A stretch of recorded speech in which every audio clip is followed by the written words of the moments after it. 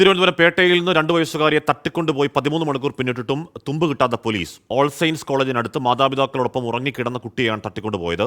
ബൈക്കിലെത്തിയ ആൾ കുട്ടിയെ തട്ടിക്കൊണ്ടുപോയെന്ന മൊഴിയാണ് പോലീസ് കേസെടുത്തത്.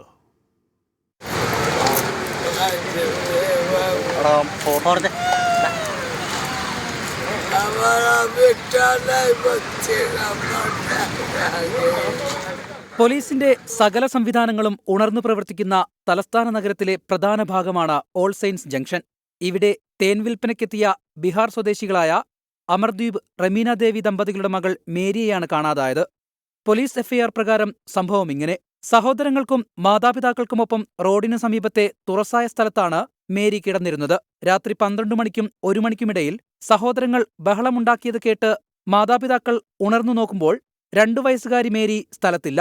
ബൈക്കിലെത്തിയ ഒരാൾ മേരിയെ എടുത്തുകൊണ്ടുപോയെന്നാണ് 10ഉം 6ഉം വയസ്സുള്ള സഹോദരങ്ങൾ പറഞ്ഞത്.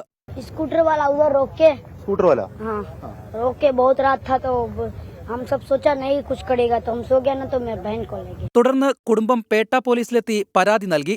ഉടൻ തന്നെ സഹോദരങ്ങളായ കുട്ടികളുടെ മൊഴിയുടെ അടിസ്ഥാനത്തിൽ പോലീസ് അന്വേഷണം ആരംഭിച്ചു. തിരുവനന്തപുരം സിറ്റി പോലീസ് കമ്മീഷണറുടെ നേരിട്ടുള്ള മേൽനോട്ടത്തിലാണ് അന്വേഷണം. കുട്ടിക്കായി തിരുവനന്തപുരം, കൊല്ലം ജില്ലകളിൽ വ്യാപക പരിശോധന തുടരുകയാണ്. കന്യാകുമാരി കേന്ദ്രീകരിച്ചും അന്വേഷണം നടക്കുന്നുണ്ട്. തിരുവനന്തപുരം നഗരത്തിൽ ഒരു കുട്ടിയെ തട്ടിക്കൊണ്ടുപോയി 13 മണിക്കൂർ പിന്നിടുന്നു. പോലീസ് സംവിധാനം എന്ത് ചെയ്യുന്നുവെന്ന കുറ്റപ്പെടുത്തൽ ഉയരുന്നുണ്ട്. പക്ഷേ സംഭവത്തിൽ പോലീസ് ചില അപ്രതീക്ഷിത ട്വിസ്റ്റുകൾ പ്രതീക്ഷിക്കുകയാണ്. ഷഫീദ് റാവുത്തർ, 24 തിരുവനന്തപുരം.